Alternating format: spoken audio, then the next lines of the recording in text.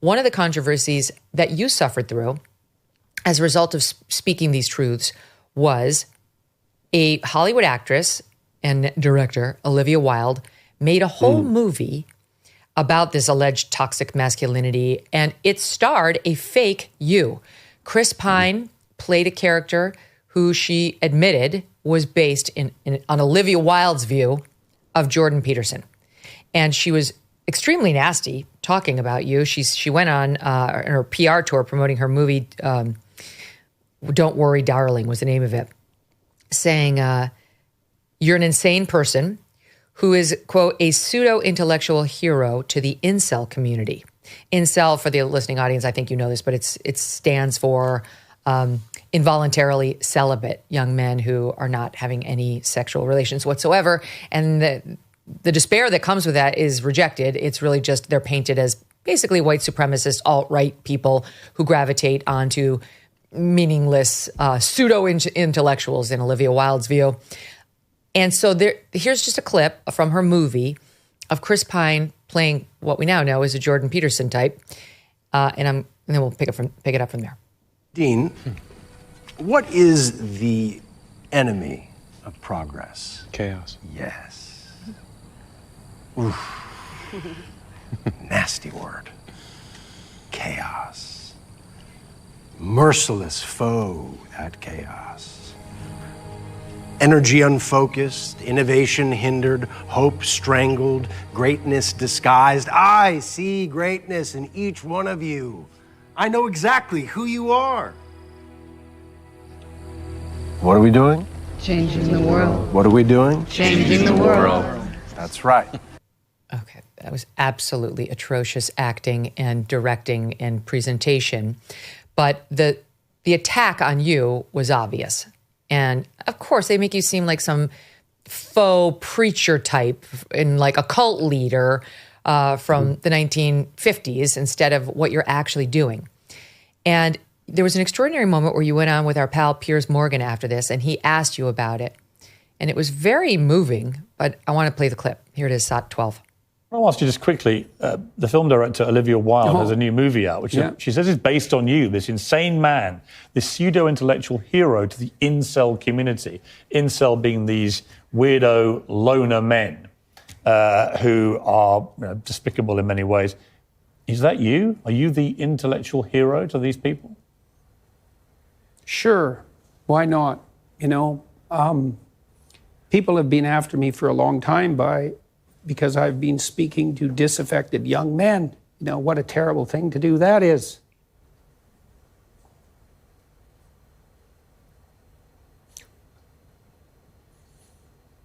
I thought the marginalized were supposed to have a voice. It's making you emotional. Talk about that. Well, God, it's very difficult to understand how demoralized people are. And certainly many young men are in that category. Why did that make you so emotional, Jordan? What is it you've seen that Olivia Wilde hasn't? Well, I'd like to say something in defense of Chris Pine momentarily. I heard through the grapevine, by the way, that he had no idea that character was based on me until after he finished the movie, and he started paying some attention to what I was saying and actually found out that he agreed with my stance. So now I'm not absolutely certain that's true, but I heard it from a very reliable source. So if I've got that wrong, my apologies, but I'd like to set the record clear if I do have it right.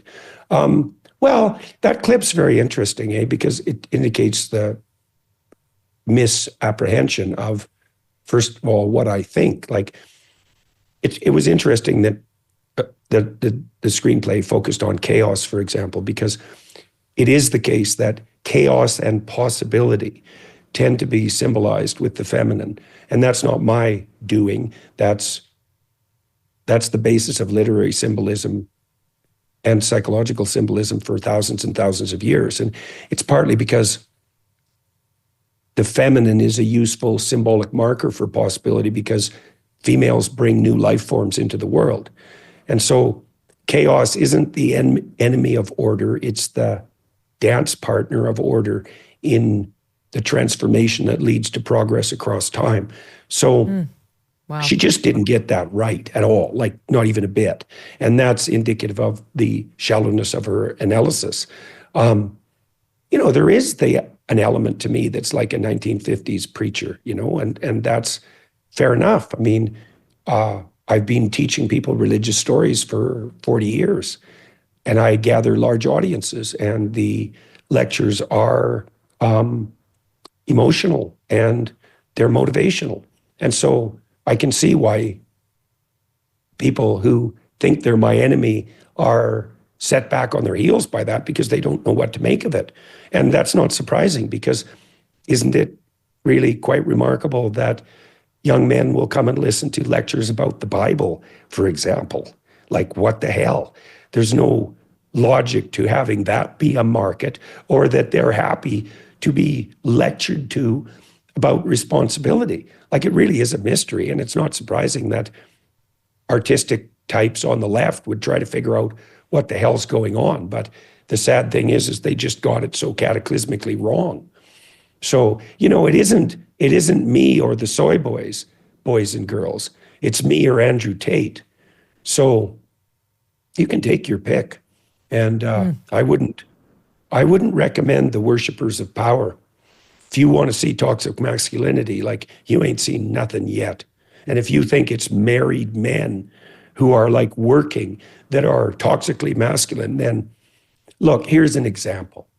So, Disney just nose planted remarkably with Snow White. And so in the original Grimm's fairy tale, which is a very, very old story, right? Because Grimm gathered these stories. We have no idea how old they are. There's indication that some of our folk tales are 15,000 years old. They're really old, and you can't mess with them because they have a logic. Okay, so now you might ask yourself, well, why does Snow White have to run away from the evil queen? Who's the evil queen?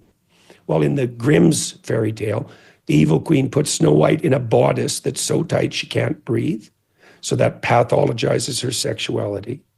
And then she gives her a comb that poisons her, because that's the temptation towards narcissism. And then she feeds her a poisoned apple, which is exactly what the harpy ideologues are doing to young women to destabilize their identity and to push them off the reproductive tract. And so, both of those interpretations work, by the way. And so that's the evil queen. Okay, now when Snow White runs away from the evil queen, where does she go to get her act together? Well, she goes to live among the dwarfs. And who are the dwarfs?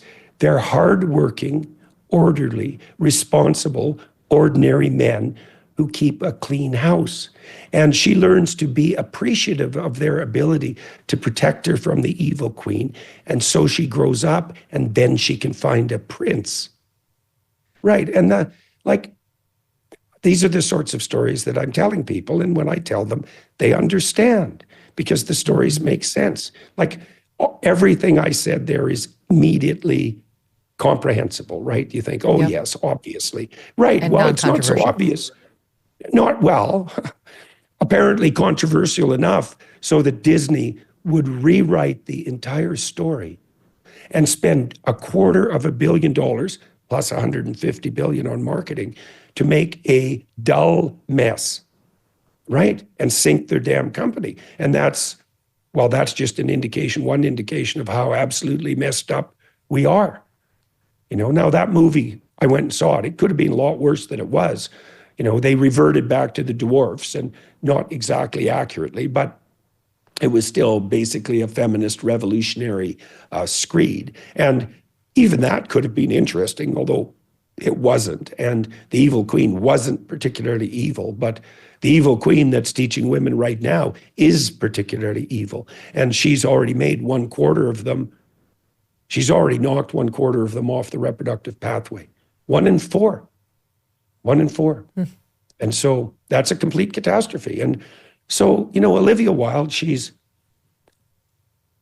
you can understand it to some degree. She's trying to figure out, I imagine, how to balance career and public presence with family and more classic femininity, and that's a hard thing to get right. It isn't clear that we have figured that out exactly. We certainly don't teach young women well. And she's trying to figure out, what the hell, why I'm attractive, and am I the same sort of creature as Andrew Tate, and am I like Trump or the worst of Trump? These are hard things to sort out, but the way they were sorted out wasn't helpful. And her movie wasn't successful because it was wrong. Like, she didn't get the story right. The real story is a lot more interesting. Because one of the mysteries she could have delved into is like, why the hell are young men, letting me tell them stories about the Old Testament? Like, how the hell did that happen? And why is there a religious revival sweeping across the West in partial consequence? Like, that's a mystery. And you can say, well, that's because Peterson is a, power-hungry misogynist. But I'm actually not power-hungry, and I'm not a misogynist. So that's a stupid story. And anybody who listens to me, who actually listens for more than like 10 minutes, figures that out immediately. So she